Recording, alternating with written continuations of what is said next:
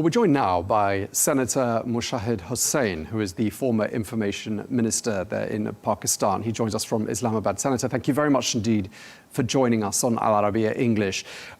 There has been deadly violence in Balochistan, and just really for the benefit of our viewers, we're talking here about Pakistan's largest province in terms of area.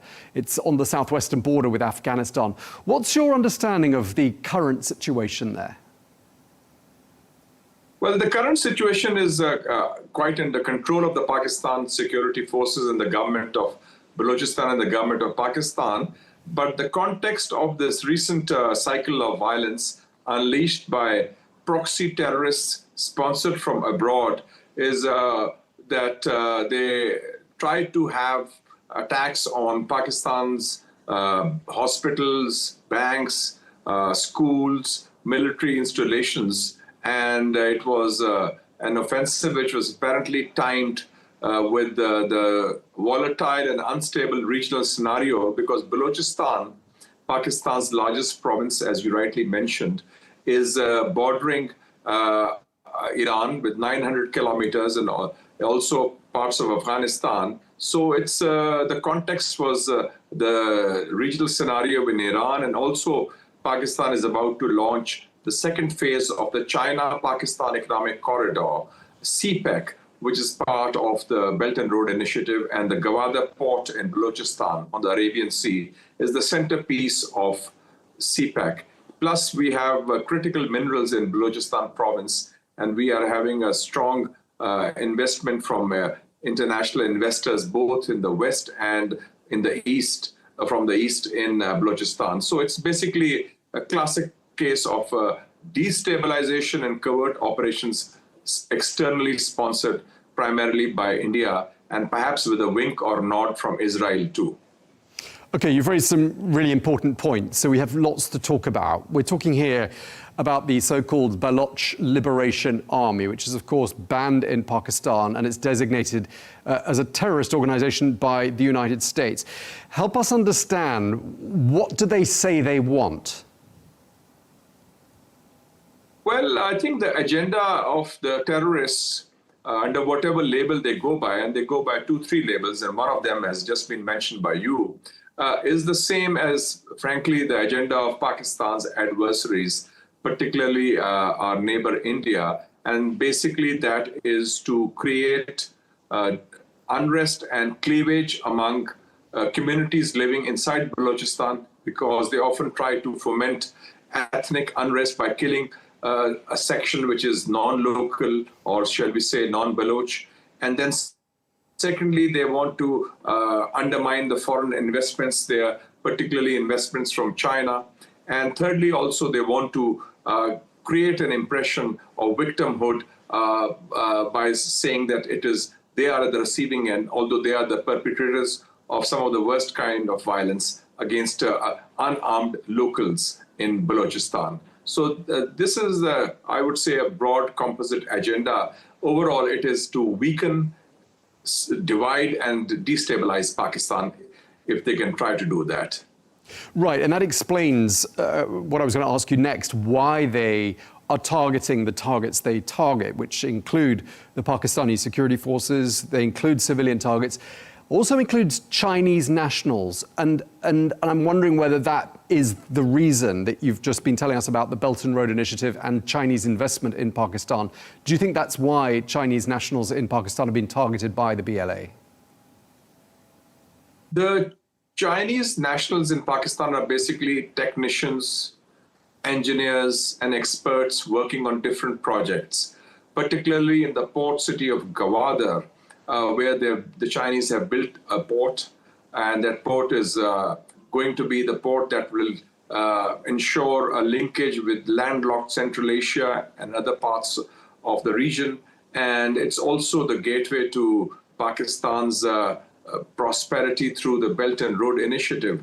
And basically they feel that the Chinese investment would strengthen the Federation of Pakistan, would help alleviate poverty in Balochistan, would also promote development in the province of Balochistan, aims that they would like to undermine, because these issues like prosperity or peace or stability or development in Balochistan undermines the narrative of the terrorists, which they say is that no, Balochistan is backward and it's being exploited, which is not the case, because CPEC provides the opportunity for development of Balochistan, and which they would like to deny through acts of violence, an agenda which is in sync with their external sponsors.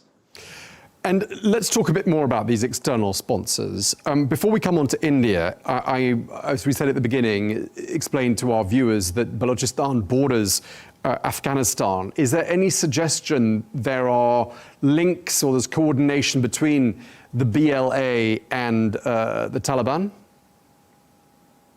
Yes, there are, because the proxy terrorists of the Afghan Taliban regime in Pakistan, which is the TTP in another province called KP, Khyber Pakhtunkhwa, have also a close alignment and coordination.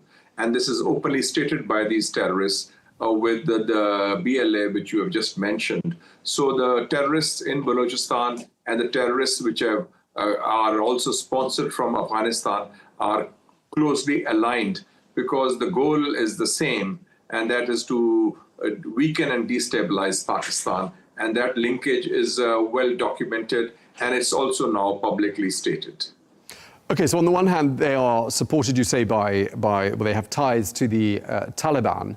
And on the other hand, you've mentioned, and Pakistan's Interior Minister Mohsin Naqvi has also called the BLA Indian-backed terrorists. That's something that New Delhi denies and calls baseless. Why would India back a group that also has ties with the Taliban? Well, if you have been following developments in the region, last month an Afghan Taliban delegation led by their foreign minister visited Delhi, and they had reached an agreement on a number of issues. So since the Kabul regime is currently at odds with Pakistan because of the border issue that we accuse the Kabul regime of not stopping the terrorists from their soil to attack Pakistan, there has been some, I would say, disconnect or a lack of a good relationship between Islamabad and Kabul. And there's an old adage in English: the enemy of my enemy is my friend. So it's opportunism on both sides. The religious, bigoted Hindutva regime in Delhi and the so-called Islamic regime in Kabul, they are all working together. In fact, I would say broadly, there's what I would call a terror troika. It's a terror troika of India, Afghanistan, and even Israel, because Israel and India are close allies. And last year, the Israelis think tank in Washington, D.C. called MEMRI, M-E-M-R-I, Middle East Media Research Institute, which is a front for Mossad. They announced the Balochistan Studies Project, publicly, by the way, in, I think it was June or July 2025, that they would like to focus on this issue. And Balochistan, as you know, is a province of Pakistan, and there's also a province by the same name, Sistan Balochistan, in Iran. So basically, destabilization of Balochistan, like they did, others used to play the Kurdish card in the past. So fanning linguistic and ethnic fault lines with a purpose of weakening Muslim countries. So I feel that, unfortunately, this is a dangerous game that is being played in our part of the world, and it is counterproductive, because then it can affect India also in its own way, because India is a diverse country with a lot of internal insurgencies, and there can be a blowback. Yeah, I mean, see that happening. Okay, and I mean, it's been 9 months, hasn't it, since the conflict between Pakistan and India, and you know, tensions got really heightened at one point back in May. I mean, are we looking here at the risk of another escalation between Pakistan and your neighbors? I feel that the Indian tactics have changed, because in May, as you mentioned, it was not just rising tensions, there was a full-fledged aggression from India against Pakistan, against Pakistan's territorial integrity and violation of a sovereignty. And we hit back very hard, and we gave them a bloody nose, and 8 of their planes were shot down, a factor repeatedly cited by President Donald Trump and the international media. And Indians suffered in that context. So now their tactics have changed. Instead of taking Pakistan head-on frontally in a conventional conflict, which they know they're bound to fail, they are using what we can call covert operations, or using their intelligence agency, which is called RAW, by the way, RAW, Research and Analysis Wing in India. They are using them for fomenting destabilization and supporting terrorism. And as you know, India has already been called out for cross-border terrorism, for sending hit squads of RAW to kill this dissident Sikhs in Canada, in the United States, and sometimes even in Britain. So India has been accused of cross-border terrorism by the United States as well as Canada in the past. And this is the tactic they are now applying in Pakistan to destabilize Pakistan after having suffered the blows last May during that brief conflict. Do tell us what your thoughts are, but it's written by commentators that ties between Pakistan and the United States have been improving in recent months. And some of the countries you've mentioned there, Israel, India, are, of course, close allies of the United States. Here, therefore, is an opportunity for the Trump administration, and they did this back in May to broker peace between India and Pakistan. Here is another opportunity for them to perhaps intervene and help calm tensions. What would be your message to Washington at this point? My message to Washington would be that President Trump is a proponent of peace. He's formed a board of peace of which Pakistan is also a member. And he is keen to promote peace, which he did quite rightly in the case of Pakistan and India, as he did with Iran and Israel, or Thailand and Cambodia. And to promote peace, we should know that peace is indivisible. And peace means not just the absence of war, but it also means the absence of attempts to destabilize or foment insurgencies or promote terrorism through cross-border linkages or covert operations. So I think Washington needs to rein in India, in our case, as well as Tel Aviv in the case of the Middle East, from promoting terrorism. Because as you know, Israel attacked several countries in the region, Iran being the last one, Qatar being other ones, Yemen also, Lebanon and so forth. And India is using covert means, and those covert means are similar to the tactics they tried to use in United States of America against the Sikh community 2 years ago during the Biden administration, when they were called out for those violations of international law and for the terror tactics. So I think the Trump administration can put their foot down. They have a lot of leverage. They've just signed a trade deal with India, and we feel that peace is indivisible. And that means that if India starts doing these things, there is bound to be a reaction, and it will lead to rising tensions, and it will lead to making new flashpoints in South Asia, which Pakistan certainly doesn't want as a peace-loving country, and which Washington also wouldn't want, because they want to align their interests with peace, security, and stability in South Asia, which I think is also the desire of other big powers like China and Russia. Senator Hussain, at the beginning of this interview, you talked about your 900 kilometer long border with Iran. And Iran is very much in our news cycle at the moment. We're focusing very much on developments in Iran on this channel. Pakistan, of course, also borders India and Afghanistan.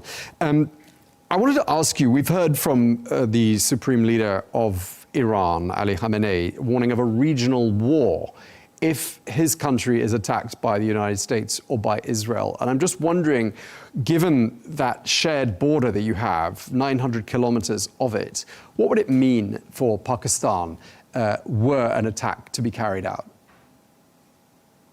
See, Pakistan is very concerned about stability and security in the region because we share this border. And already we are part of the broader Middle East. And like our friends in Saudi Arabia and Turkey and Qatar, we share the fact that any attack on Iran would spin out of control. And as Ayatollah Khamenei rightly said, it could become a regional war, which was a big conflagration. And in fact, the good news is that thanks to efforts by and discreet diplomacy by countries like Pakistan, Turkey, Saudi Arabia, there has now been a broad understanding between Washington and Tehran to come to the conference table. And I believe that on Friday, this coming next few days, there will be a meeting directly between Mr. Witkoff and Abbas Araghchi, the foreign minister of Iran, in Turkey, and Pakistan, along with Saudi Arabia and other countries. Apparently, Qatar and Oman have also been invited to participate in those peace talks. So I think our efforts have borne fruit, because we realize, for example, God forbid if there's a regime change, you're talking of frankly, an Israel border next to Pakistan. And given the Indo-Israel axis, and given that both India talks of Akhand Bharat, which means Greater India, and Israel talks of Eretz Israel, which means Greater Israel, this is an existential threat, not just to Pakistan, but to countries like Saudi Arabia, to Arab countries, Turkey, and so forth. So it's important to destabilize it. And if the plan is similar to what Netanyahu wants to do in Sudan, Syria, or Somalia, and what they've done in Libya, that also not just foment a conflict, but also try to fragment the state, which they have partially succeeded in some parts, unfortunately, in the Muslim world, then that would be very destabilizing, because Iran is a country which is next to Pakistan, and it would be, the whole region would be up in flames. So it's in the interest of all countries, particularly the US and Iran, and also in Pakistan's interest, and other friends of the region like Saudi Arabia and Turkey, to ensure that the Netanyahu plan is not implemented, and that the United States reins in Netanyahu, and the US and Iran come to a deal. And I think the common point in the deal is going to be the fact that both agree that Iran is not building the bomb, Iran will not build the bomb. And on that, both Tehran and Washington seem to be quite clear, which is, I think, very positive for the region. And just lastly, since you mentioned it as well, Pakistan joining President Trump's Board of Peace, what are your hopes for that board? What do you hope will be achieved by Pakistan's membership of the Board of Peace? Well, I think that we took a decision, not unilaterally, but we took a collective decision with 7 other Muslim countries, including Turkey, Indonesia, Saudi Arabia, UAE, Egypt, Oman, etc.